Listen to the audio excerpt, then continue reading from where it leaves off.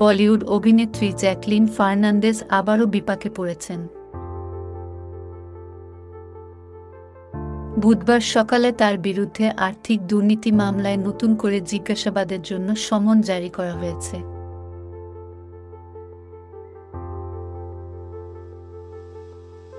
হিন্দুস্তান টাইমসের প্রতিবেদন অনুযায়ী ২০০ কোটি রুপি আর্থিক দুর্নীতি মামলায় অভিযুক্ত অপরাধী সুকেশ চন্দ্রশেখরের সঙ্গে জড়িত থাকার অভিযোগে জ্যাকলিনকে ফের তলব করল এনফোর্সমেন্ট ডিরেক্টরেট ইডি।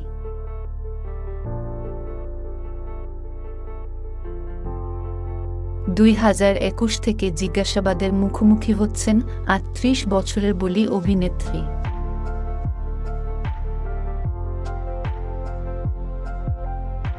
তিনি শ্রীলঙ্কার নাগরিক হলেও দীর্ঘদিন ধরেই বলিউডের সঙ্গে যুক্ত। অভিযোগ, সুকেশ চন্দ্রশেখর সমাজের উঁচুতলার ব্যক্তিদের ফাঁদে ফেলে আর্থিক প্রতারণা করতেন।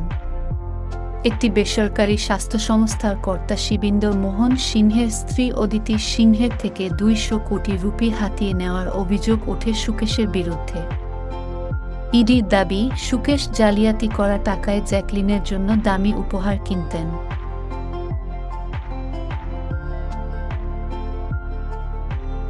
২০২২ সালে দায়ের করা চার্জশিটে দাবি করা হয়, অভিনেত্রী সুকেশ চন্দ্রশেখরের অপরাধ সম্পর্কে অবগত হয়েও ওই সব দামি উপহার, মূল্যবান গহনা গ্রহণ করতেন।